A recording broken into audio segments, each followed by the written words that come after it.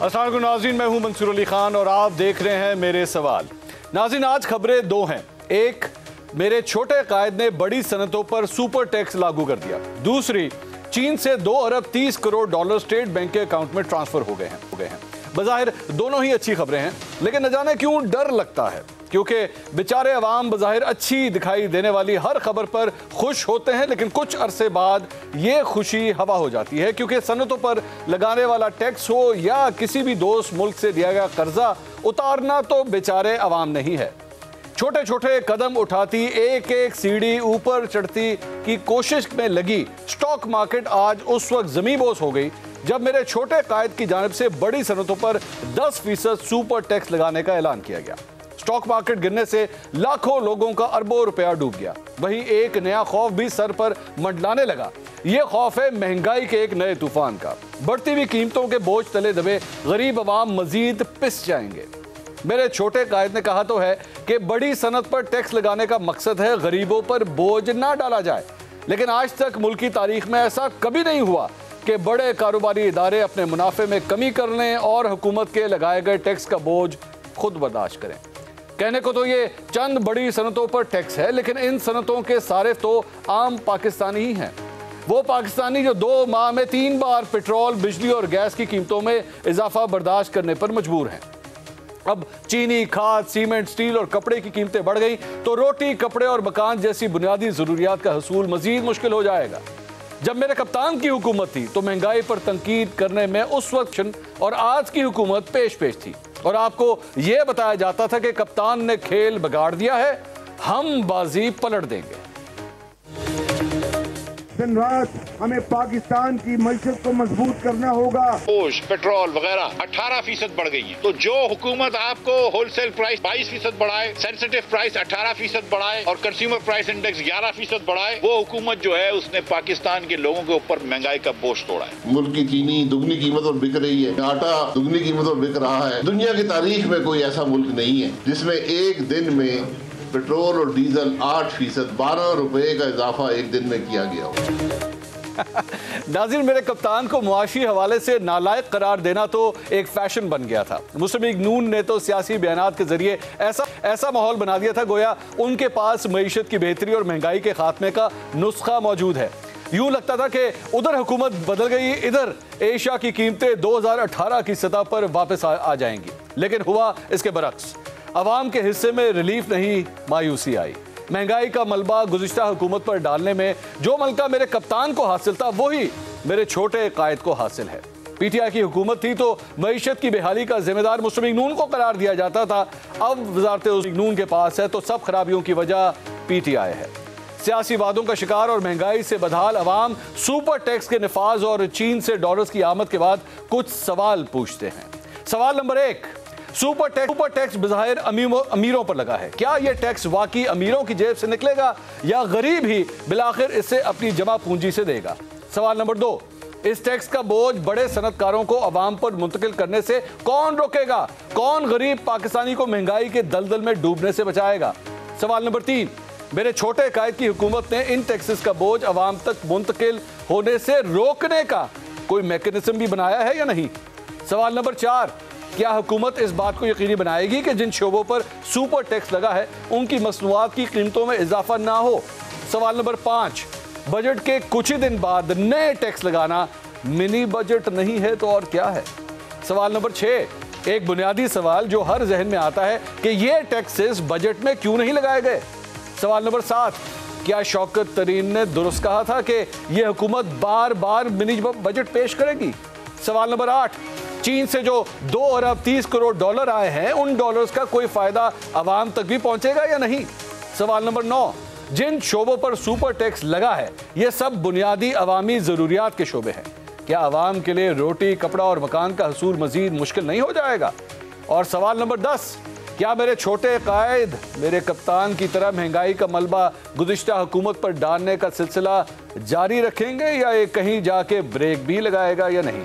इन तमाम सवालों के जवाब ढूंढने की कोशिश। अपने पैनलिस्ट का इंट्रोडक्शन कराता हूँ। आज स्टूडियो में मेरे साथ ही मौजूद हैं सीनियर तज्जियाकार इरशाद भट्टी साहब। इरशाद भट्टी साहब, बहुत बहुत शुक्रिया, खुशी हो रही है, फर्स्ट टाइम हो रही है आप स्टूडियो में लाहौर में। मुझे बिलीव मी, मैं खुशी हो रही है कि मेरे कप्तान से छोटे कायद पर आकर, तो मुबारक आपको। शायद ये आपके कदम थे यहाँ पर आपको, लेकिन आपको मुबारक हो। ये बिलीव मी, मुझे जेलस फील कर रहा हूँ मैं। अच्छा। हाँ, क्योंकि ये मेरा दिल कर रहा है कि ये मेरे नाम से आगे जाता है या मेरे मुंह से निकलता है। आपका बहुत शुक्रिया, आप तशरीफ लेकर आए।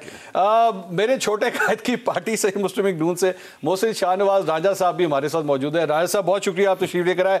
जमात इस्लामी से सेनेटर मुश्ताक अहमद खान साहब भी हमें ज्वाइन कर रहे हैं। आप तमाम मेहमानों का बहुत शुक्रिया। मुश्ताक अहमद साहब, हुकूमत ये कहती है जी जरूरी है ये हमें ये टैक्सेस इकट्ठे करना जरूरी है और अमीरों पे हमने ये टैक्स लगाया है, हमने उनको टारगेट किया है, गरीब को जो है वो हम इस वक्त रिलीफ देने की कोशिश कर रहे हैं। सर, ये जस्टिफाइड है? ये इनका आर्ग्यूमेंट जस्टिफाइड है? बिस्मिल्लाहिर्रहमानिर्रहीम। बहुत शुक्रिया मंसूर अली खान साहब। मैं समझता हूं कि जुल्म है और ये अनकॉन्स्टिट्यूशनल है। देखिए, हमने कल बजट के ऊपर अपनी डिस्कशन को समेट लिया और सेनेट ऑफ पाकिस्तान ने अपनी रिकमेंडेशन बना के कौमी असम्बली को दे दी। कल हमने बजट के ऊपर डिस्कशन समेटा और आखिरी तकरीर वजीर ख़जाना जो स्टेट मिनिस्टर है आयशा साहिबा उसने की, और उसके बाद ये ऐलान करना कि 10% सुपर टैक्स ये अनकॉन्स्टिट्यूशनल है। और मैं समझता हूं कि इससे महंगाई का एक ताज़ा तूफान आएगा। देखिए, हमारे large scale manufacturing already pressure में है, एक तो टैक्स की वजह से, दूसरा जो एनर्जी क्राइसिस है उसकी वजह से। हमारे एक्सपोर्ट ऑलरेडी कम हैं, हमारे इंपोर्ट बहुत ज़्यादा हैं। इस सूरत में जब आप इनके ऊपर 10% सुपर टैक्स लगाएंगे तो उससे उनकी कमर टूट जाएगी, हमारे एक्सपोर्ट के ऊपर असर पड़ेगा। और जिस तरह आपने अपनी इब्तिदाई गुफ्तगू में बताया, पाकिस्तान में कभी ऐसा नहीं हुआ कि आप इसी तरह टैक्स लगाएं और वो पास ऑन ना हो जाए गरीबों को। इसका कोई मैकेनिज्म नहीं है, इसकी कोई गारंटी नहीं है कि ये गरीबों के ऊपर और आम आवाम के ऊपर पास ऑन नहीं होगा, ये उनकी तरफ नहीं जाएगा। तो मैं समझता हूं कि इसका असर आवाम के ऊपर भी पड़ेगा, इसका असर आपके एक्सपोर्ट के ऊपर भी पड़ेगा, इसका असर आपके इंडस्ट्री के ऊपर भी पड़ेगा। बजाय इसकी कि हुकूमत ये करती, हुकूमत टैक्स नेट को बढ़ाए, यानी जो ऑलरेडी टैक्स दे रहे हैं उनके ऊपर मजीद टैक्स डालकर उनकी कमर तोड़ना, उनको भगाने के ऊपर पाकिस्तान से मजबूर करना, उसके बजाय आप टैक्स नेट को बढ़ाएं और ऐसे इकदाम करें कि के नतीजे में आप अपनी इस कमी को पूरा करें और फिस्कल स्पेस हासिल करें। मसलन वजीर खजाना ने अपनी बजट स्पीच में खुद ये कहा था, और बजट स्पीच में ये मौजूद है किताबचे के अंदर, कि 3000 अरब रुपए की टैक्स इवेजन है। जब आप कह रहे हैं कि 3000 अरब रुपए की टैक्स इवेजन हो रही है, तो आप उनके ऊपर हाथ डालें, वो टैक्स इवेजन को उसको खत्म करें, उनको टैक्स नेट के अंदर ले आएं। फिर इसी तरह के और बहुत से इकदाम हैं जो मैंने खुद बजट स्पीच के अंदर अपने पार्लियामेंट के फ्लोर पर तजवीज़ किए हैं कि आप जो नॉन डेवलप्ड एक्सपेंडिचर हैं उसके ऊपर कट लगाएं, जो आपकी डिफेंस बजट के नॉन कॉम्बैट एक्सपेंडिचर हैं उसके ऊपर कट लगाएं, जो आपका इंपोर्ट बिल हैं उसके ऊपर कट लगाएं।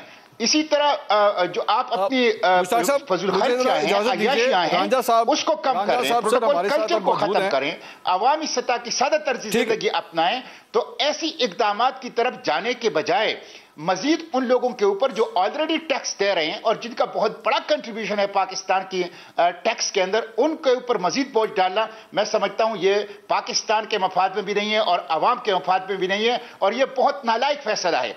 यानी इसके अंदर कोई आउट ऑफ बॉक्स थिंकिंग नजर नहीं आ रही। सर, मुझे इजाजत दीजिए, रांझा साहब हमारे साथ मौजूद है, जरा उनसे गवर्नमेंट का जरा पॉइंट ऑफ व्यू ले लें।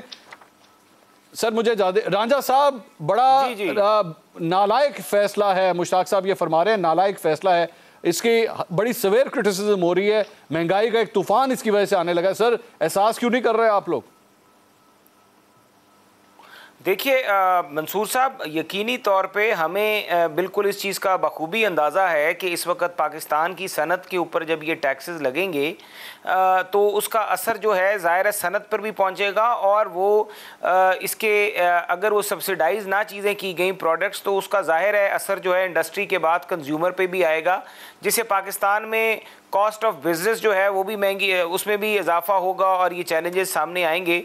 और यकीन मानिए कि हम ऐसा कोई टैक्स और ऐसा कोई फ़ैसला नहीं करना चाहते इस वक्त, लेकिन हालात व वाक़यात जो इस वक्त बने हुए हमारी पाकिस्तान की मईशत के, और जो हमारे पास चैलेंजेस हैं, जो हमारे ज़खायर हैं, जो हमारी इस वक्त जो कॉस्ट हैं, उनको अगर मीट करना है और इस इकॉनमी के पहिए को चलाना है और अपनी जो कमिटमेंट्स भी हैं वो भी फुलफ़िल करनी है, तो ऑब्वियसली हमें एक्स्ट्रा फंड्स जो हैं वो रिक्वायर्ड हैं और उन्हीं के लिए ये टैक्स लगाया गया है।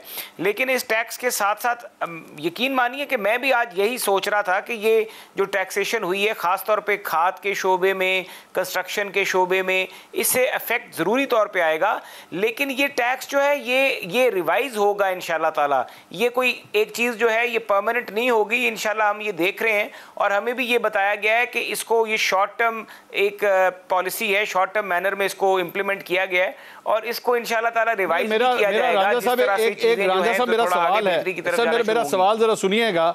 मुझे एक बात बताइए कि अगर आईएमएफ के जरिए, अब बेसिकली तो ये सब कुछ आप आईएमएफ की वजह से कर रहे हैं ना, आईएमएफ ने आपको बेसिकली ये कंडीशंस लगाई हुई हैं कि आपने अपना एफबीआर की टैक्स कलेक्शन जो है वो इंक्रीज करनी है, 7,500 अरब तक जो है बेसिकली आपने कलेक्ट करना है, जिसकी बुनियाद के ऊपर आप ये सब कुछ कर रहे हैं। तो अगर सर यही सब कुछ होना था, आपने भी आईएमएफ की तमाम इसी तरह शराइत माननी थी, तो सर ये तो फिर इमरान खान भी कर रहा था, इमरान खान भी तो यही सब कुछ कर रहे थे, तो आपको उस वक्त एतराज था, तो फिर आप में और उसमें क्या फ़र्क हुआ सर? देखिए मंसूर साहब, एक बड़ी वाज़ेह बात बताऊं कि हमें भी पता है कि इससे हम अपनी पॉलिटिकल कॉस्ट पे ये फैसले कर रहे हैं और हमारे पास ये ऑप्शन थी कि हम मुल्क को तनहा छोड़ के, बजट को भी छोड़ के, आईएमएफ के एग्रीमेंट को भी छोड़ के नए इलेक्शन में चले जाते। और नए इलेक्शन हमारे लिए कोई एक जो सोशल मीडिया पे हालात नज़र आ रहे थे, लेकिन ऑन द ग्राउंड हम भी देख रहे थे कि इलेक्शंस पंजाब में हमें अपनी पोजीशंस का पता है और मैक्सिमम नंबर ऑफ सीट्स जो हमें चाहिए in order to form a government। Ranjha साहब, that is not my question sir। Ranjha साहब, माजरत के साथ that is not my question। आप लोगों ने डिसीजन क्यों लिया, मैं ये नहीं पूछ रहा हूँ, मैं ये पूछ रहा हूँ कि आपके लिए वे इन डिसीजंस में और इमरान खान के उन डिसीजंस में फर्क क्या है? मैं आपको वही बता रहा हूँ कि इमरान खान ने जो डिसीजन 1.5 साल बाद लिया, हमने वो 2-3 हफ्तों में ले लिया, बल्कि हमारे में एक ये राय थी कि अगले दिन ही ले लेते। अगर डिसीजन लेना ही है, हमें भी पता है कि मुश्किल फैसले करने ही हैं, तो हमने तो ये जो आईएमएफ के पास जाऊंगा नहीं और फांसी ले लूंगा और खुदकुशी कर लूंगा, हम उस कैफियत से पहले दिन से बड़े वाज़िया थे कि आईएमएफ के पास पता है कि ये मामलात पाकिस्तान की मईशत किस तरह हैं और बाकी जो पाकिस्तान के साथ एफडीआई में ममालिक आना चाहते हैं, पाकिस्तान में इन्वेस्टमेंट करना चाहते हैं या जॉइंट एग्रीमेंट्स करना चाहते हैं, वो भी आईएमएफ की तरफ देख रहे थे। बाकी दोस्त ममालिक भी आईएमएफ की तरफ देख रहे थे कि वहाँ से इनकी टर्म्स एंड कंडीशन पे किस पे इनकी जो ये रिवाइज़ होती है ये फाइनेंशियल फैसिलिटी, तो उसके बाद ही आगे चलना था। और हमें ये पता था कि हमें ये फैसले लेने हैं और इमरान ने तो ये फैसले बहुत डिले किए। अगर इमरान ये फैसले टाइमली लेते, जब उसकी गवर्नमेंट आई थी तो पहले तो असद उमर साहब जो थे और वो वजीर भी चेंज इनको करना पड़ा, तो हमने तो ये फैसले विदाउट डिले लोगों की राय थी कि अगले दिन ले लेते। मैं आपको एडवांटेज इस बात का दूं कि इमरान खान ने इस चीज को करने में 1.25 साल 1.5 साल लगाया, आप लोगों ने 2 महीने में कर लिया। मैं इस चीज का बेसिकली आपको मैं क्रेडिट दूं। भट्टी साहब, ये इस बात का क्रेडिट सर देखिए, आपको कह रहे हैं कि और वो जी बोलिए।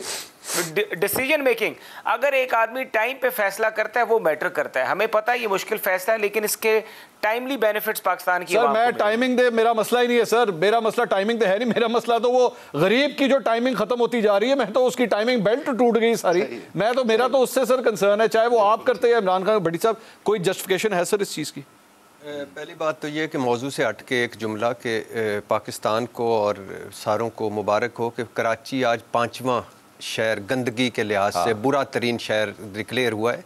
12 साल से जीए भुट्टो वालों की हुकूमत है और 4 मरतबा मरकज़ में भुगता चुके हैं और दिमिश्क, ट्रिपोली, इस तरह के दारुल हुकूमतों उजड़े हुओं के बाद 5वां नंबर कराची का है। ये बहुत मुबारक और मेरा दिल कर रहा है कि मैं नारा मारूं जीए भुट्टो।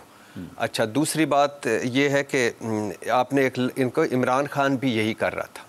आप अभी भी इतने मासूम हैं कि आपके छोटे कायद, बड़े कायद और सारे कायदीन इमरान खान को महंगाई, बेरोज़गारी, गुर्बत, रवाम और मईशत की वजह से उन्होंने हटाए। 3 वजह थी, बहुत दफ़ा बता चुका हूँ। आल बचाओ, माल बचाओ, खाल बचाओ। नंबर 2 नैब तरमीम, इलेक्शन तरमीम। नंबर 3 नवंबर की तकर्री। ये 3 वजह थी जिसकी वजह से हम तो इसमें कहीं फिट नहीं थे। ये मुल्क है, ये मुल्क तुम्हारा है, हम सबसे पहली वजह कौन सी थी? नवंबर की तकर्री।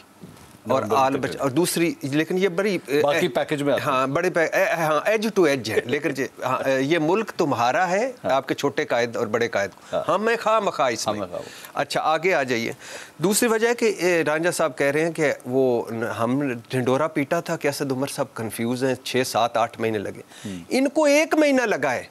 ये लंदन चले गए, 2 महीनों में से 1 महीना दुनिया की किसी जमहूरी आज तक मुअज़्ज़म मुआशरों में मैंने कोई हुकूमत ऐसी नहीं देखी, जमहूरी हुकूमत जो आपने आप कहती हो, जो चल छोड़ दी वो सजा याफ्ता है, मफरूर हैं या मुजरम है, वो छोड़ दीजिए, कि वो यहाँ से लंदन काबीना समेत पहुंची हो, वहाँ से प्रेस रिलीजें जारी हो रही हो, हमारे पे इजलास हो रहे हो। फिर दुनिया की कोई हुकूमत ऐसी मैंने पाकिस्तान की 75 साल में ऐसी हुकूमत नहीं देखी जो अमरीकी सफ़ीर के पाँव पड़ी हो, हजूर IMF दा पैकेज जेड़ा सानू है वो जारी करवा दो किबला। अच्छा आगे आ जाइए इस पे कि इसमें कोई शक नहीं है कि हम जो कर्ज़ों वाले जिनके अभी GT रोड के कुछ हिस्से इन्होंने मंजूरी दी है, वो स्पोर्ट्स कम्प्लेक्स GT रोड के कुछ हिस्से, मकरान हाईवे और ईस्ट एंड वेस्ट वो जो पोर्ट कासम का, वो भी हमने गिरवी रखवाया है। मोटरवे गिरवी हमारे, एयरपोर्ट गिरवी है कर्ज़ों पे। 9,500 अरब के करीब बजट है, जिसमें कोई पंजाब के बजट जितना हमने सूद देना होता है। और 18वीं तरमीम की बरकत से पहले दिन हम मरकज जो होता है वो खसारे से शुरू करता है। मेरा एक सवाल सिर्फ ये है, जिस तरह अभी मैं पहले बात कर रहा था कि यही सब कुछ इमरान खान कर रहा था और आपने भी तो वही सब कुछ किया है, अगर ये ना करते, अगर ये ना आते हुकूमत में और इमरान खान साहब की हुकूमत होती, तो क्या तब भी यही सब कुछ होना था हमारे साथ? बिल्कुल होना था, यही होना था। पेट्रोल की कीमत यही होनी थी, डीजल की कीमत भी यही होनी थी, बिल्कुल होना था। ये सुपर टैक्स भी इसी तरह होना था। IMF के साथ मुआहदा। अब तो उन्होंने मिफ्ता इस्माइल साहब ने 2 चीज़ें, एक इनका बड़ा क्रेडिट था कि हमने वो लोड शेडिंग ख़त्म की, हमने निजी बिजली घर, उन्होंने कहा कि ये मिफ्ता इस्माइल साहब ने कहा कि ये पूरली डिज़ाइन थे हमारे जो कॉन्ट्रैक्ट्स थे विद प्राइवेट। दूसरा उन्होंने कहा कि ये IMF की वजह से नहीं, यानी इमरान खान साहब को छुट्टी दी, क्लीन चिट दी, ये आलमी महंगाई की वजह से ये सारी कीमतें बढ़ी हैं। तो एक तो आलमी महंगाई भी कर लें शामिल अनडाउटेबली, दूसरा IMF का मुआहदा कर लें, तीसरी अपनी हालत कर लें कि हम कर्ज़ों का सूद अदा नहीं कर सकने वाले। और लेकिन जो दुख होता है वो दुख ये होता है कि 3 साल 7 माह 25 दिन 17 घंटे 2-4 आगे पीछे हो जाए तो कोई। हाँ, इन छोटे कायद आए आपके, मैं तो तो इन में क्या कह रहे थे आपके मेरे महबूब कायद और आपके बड़े कायद नवाज, अल्लाह के फजलो करम से हमारे पास बेहतरीन टीम मौजूद है। हाँ। आपके छोटे कायद और मेरे जो हैं TT राजकुमार, वो क्या कह रहे थे? टीम भी है, तजर्बा भी है, महंगाई इंशाल्लाह महंगाई खत्म कर देंगे। शायद खाकन अब्बासी क्या कह रहे थे? कह रहे थे कि आने दो, 1 हफ्ते में LNG लिख लो पर्ची पे, यूं करके फेंकूंगा सस्ती तरीन। अच्छा, मिफ्ता इस्माइल साहब क्या कह रहे थे? कह रहे थे खुदा का खौफ करो, 12 रुपए फी लीटर पेट्रोल की कीमत बढ़ाकर आप IMF से $1 अरब ले आते हैं, ये कोई बहादुरी है? ये भी हमने दिखाया। हाँ, ये कोई बहादुरी है? अब 90 रुपए, 30 मौलाना साहब, 30 जरदारी साहब, 30 आपके छोटे कायद के, 90 रुपए बढ़ाकर भी IMF ने अभी कोई थोड़ा सामान है। और आप जरा सारों से किसी दिन पूछिएगा कि सर वो कहते हैं इमरान खान साहब ने 10-10 रुपए जो कम किए, ये उसकी वजह से इतना बढ़ाना पड़ा। अच्छा, वो ना करते तो ये सब कुछ ना होता हमारे। अल्हम्दुलिल्लाह, अगर इमरान खान दरमियान में ये 3 साल 7 महीने 25 दिन और कुछ घंटे इमरान खान आता है, इनका बनता क्या?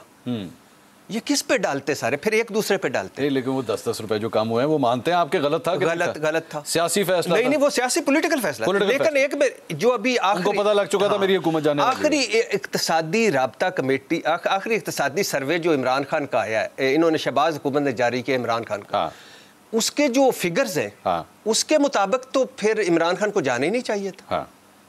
GDP का हदफ भी पूरा जरी तरक्की का हदफ भी पूरा, ज्यादा, बल्कि सनती पूरा, टैक्स ज्यादा, महंगाई 8 का टारगेट था 13 हो गई और अब 30 हो गई है, 27 30 नीचे जाए ना। आज का जो नंबर कल मैंने कल मैं यूटिलिटी स्टोर पे 30 रुपए फी किलो चीनी बढ़ी है, और 30 रुपए मेरे आपके लिए, रांझा साहब के लिए अल्लाह का लाख शुक्र है, हमें अभी इतना इफेक्ट नहीं करता है नहीं, लेकिन अभी नहीं, अभी आगे चीखें निकलेंगी। अच्छा, अब इन्होंने करना क्या है? मिसाल के तौर पे आते, आप इमरान खान गया, डॉलर रुक गया, उनके 44 महीनों में 2, 3, 4 रुपए फी महीना डॉलर बढ़ा है, इनके 2 महीनों में मेरे ख्याल से 25 रुपए बढ़ गए। सब बात वही है कि कोई भी आ जाए ऊपर, नहीं कोई भी आ जाए sir, out of box solution नहीं, मैं भी बताता हूँ।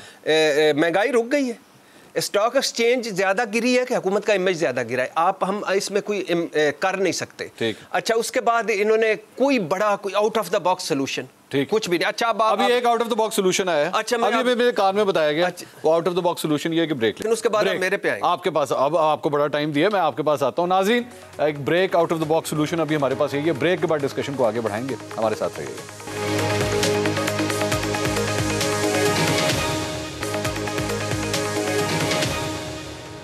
नाज़रीन, welcome back after the break. Break से पहले हम बात कर रहे थे ये जो सुपर टैक्स लगा है, आखिर इससे आवाम के ऊपर क्या असरात आएंगे, क्योंकि जो फीडबैक आ रहा है सोशल मीडिया के ऊपर भी जो लोग बात कर रहे हैं वो यही है कि जी इससे आवाम की ज़िंदगी और भी ज़्यादा मुश्किल होगी। इरशाद भट्टी साहब ब्रेक पे जाने से पहले कह रहे थे out of the box solution की ज़रूरत है। भट्टी साहब, क्या out of the box solution? For example मैं एक ही मिसाल दूंगा, हमारी 30% बिजली चोरी होती है, 20-25% जो है या 10 से 25% के दरमियान लाइन लॉसेज है। इसके अलावा बहुत सारे महकमे हैं जो बिजली का बिल नहीं देते, कोई आज तक किसी ने किया है? सारा बिल हमें पे डाल रहे हैं। और अब दूसरी बात है, 36 टैक्स हम देते हैं, 36 इनडायरेक्ट टैक्स हम देते हैं। इसमें कोई शक नहीं कि इस मुल्क में अकलियत को निकाल कर अक्सरियत टैक्स लेने वाले भी चोर हैं, टैक्स देने वाले भी चोर हैं। इसमें कोई शक नहीं कि 24 करोड़ के मुल्क में 22-25 करोड़ बंदा टैक्स देने वाला नहीं है। लेकिन भाईजान, वर्ल्ड UNDP की रिपोर्ट आई थी कि आपने 2700 अरब इन मगरमच्छों को रिलीफ दिया हुआ है। IMF कह रहा है कि 800 अरब मगरमच्छों का वापस लो, वो नहीं ले रहे। और अब इसके बाद पता है होना क्या है? होना यह है कि जुलाई में पेट्रोलियम पर मरहला वाइज 50 रुपए लेवी टैक्स लगना है, 6 लाख रुपए सालाना आमदनी वालों पर भी टैक्स लगेगा, और सालाना 1.5 करोड़ से ज्यादा आमदन वालों पर इनकम स्पोर्ट्स लेवी आयद होगी, और फिर बिजली गैस की कीमतें भी बढ़ेंगी, और फिर पेट्रोल की कीमतें भी बढ़ेंगी। तो अब कहाँ जाएंगे? 10-10 करोड़ 15-15 20 करोड़ रुपए जो कमाने वाले हैं उन पर भी कहाँ जाएंगे? हम कहाँ जाएंगे? अच्छा, शुगर माफिया कुछ हुआ नहीं, आटा गंदम माफिया, मैं मुश्ताक साहब से कुछ भी नहीं होता माफिया।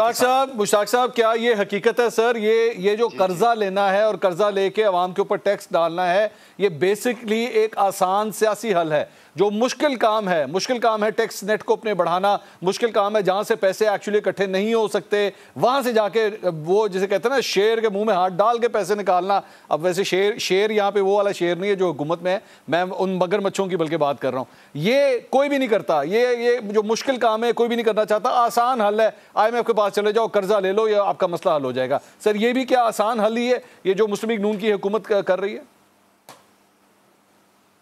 देखें, ये तो रांझा साहब ने कह दिया कि हमारे और PTI की जो स्ट्रेटेजी है उसमें कोई फ़र्क नहीं है।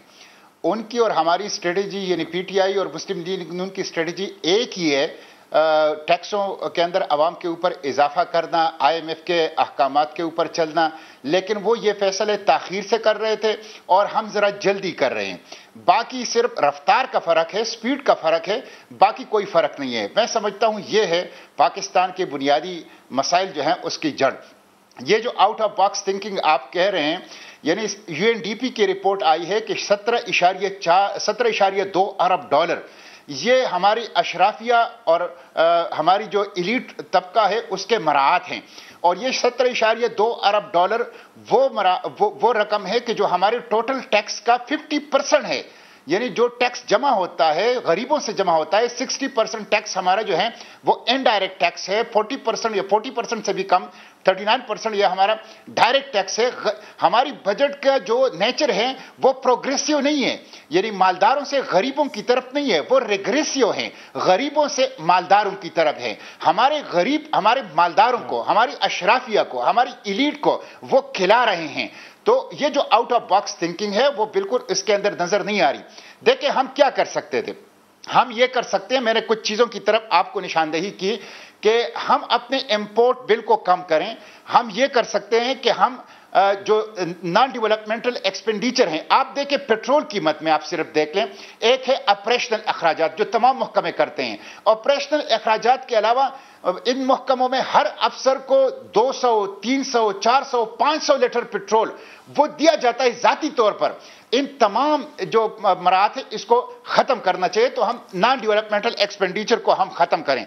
उसके साथ साथ आप देख लें कि हमारे तकरीबन 500 से लेकर 600 अरब रुपए एसओईज हैं, जो हमारे ब्लीडिंग एसओईज है, स्टेट ओन एंटरप्राइजेज हैं। हम ना उसको बेच रहे हैं, हम ना उसको पब्लिक प्राइवेट पार्टनरशिप पर दे रहे हैं, हम हर साल अपने कौमी खजाने से 500-600 अरब रुपए इसको खिला रहे हैं। तो ये अशराफिया के मराहत और ये इस तरह के इकदामात जो ड्रास्टिक चेंजेस हैं वो लेना ये हुकूमत नहीं करेगी, और इसका आसान तरीका है कि आप टैक्सों के अंदर इजाफा करें और आवाम के ऊपर जो है वो बोझ डालें। तो मैं समझता हूं कि ये मसले का हल नहीं है और इनके पास मसले का हल नहीं। ये तो आईएमएफ के, मैंने उस दिन पार्लियामेंट के फ्लोर पर भी कहा कि आईएमएफ के साथ ये जो नेगोशिएशन कर रहे हैं उसके नतीजे में एक और बजट आएगा, और इस बजट की कोई हैसियत नहीं है। और जो आईएमएफ के साथ नेगोशिएशन है उसमें 4 चीजें मैं एक जुमले में बता देता हूं। रांझा साहब मैं डिस्कशन को आगे बढ़ाते हुए, जी sir please go ahead sir. जी मैं एक जुमले में बताता हूं। देखिए, एक आईएमएफ ने इनसे कहा है कि आपने पेट्रोलियम मसनूआत की कीमतों में 5 रुपए पर मंथ का इजाफा करते, 50 रुपए इजाफा करते, इसे 300 रुपए से आगे ले जाना है। आपने जो 200 अरब रुपए तनख्वाहों और पेंशन के इजाफे का किया है इसको आपने वापस लेना है। आपने टैक्स कलेक्शन जो है वो 7,000 अरब से 7,400 अरब रुपए तक आपने पहुंचाना है। इसी तरह ये सुपर टैक्स जो है ये आईएमएफ की शराइत में से एक शर्त तक ये आप लोगों ने करना है।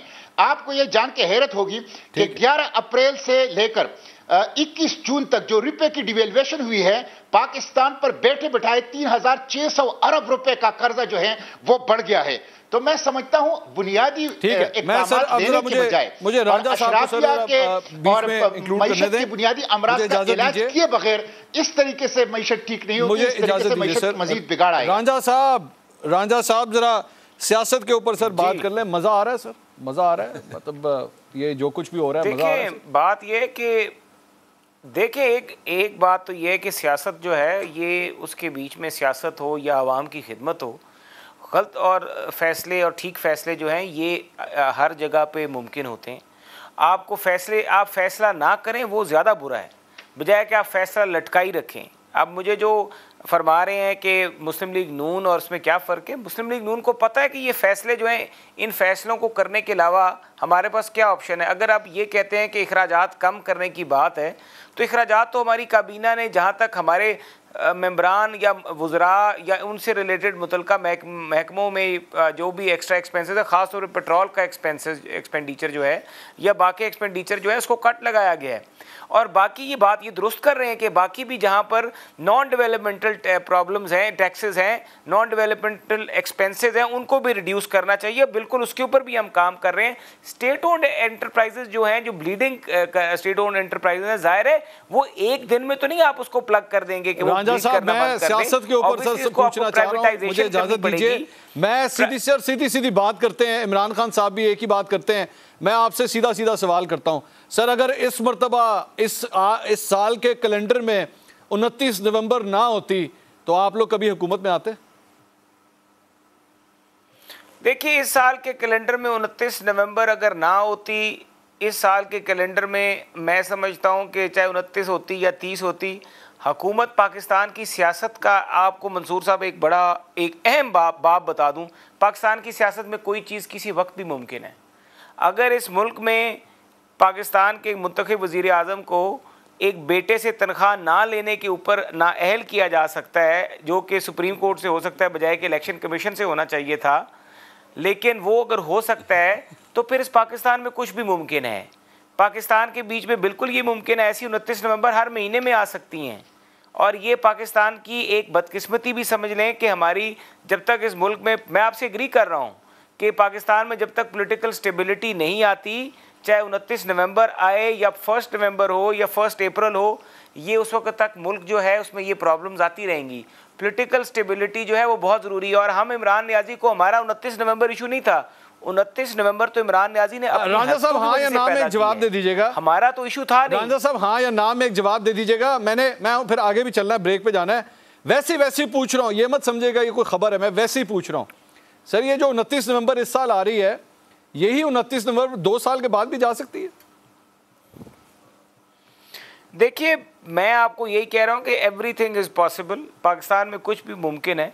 और यहाँ पर अगर आप 2 साल की बात कर रहे हैं तो यहाँ पर अगर कानून को देखा जाए तो कानून में तो गुंजाइश है, लॉ में गुंजाइश है, लॉ में अभी टाइम भी पड़ा है और जो एक्ट है उसके बीच में ये चीज़ है, अभी गुंजाइश है, और सर्विस में भी गुंजाइश है। और ये तो मेरे ख्याल से असूली फ़ैसला होना चाहिए, किसी का भी असूली फ़ैसला होना चाहिए कि वो अपना असूली फ़ैसला क्या करें या क्या होना चाहिए। ये वज़ीर आज़म साहब का मुश्ताक साहब आपसे नफ़ी के अंदर अपना सर हिला रहे हैं। मैं ब्रेक लेता हूं, ब्रेक के बाद रूल्स के बारे में भी बात करें। इरशाद भट्टी साहब इस पे कमेंट करना चाह रहे हैं। नाज़रीन, एक ब्रेक के बाद वापस आते हैं, हमारे साथ रहिएगा।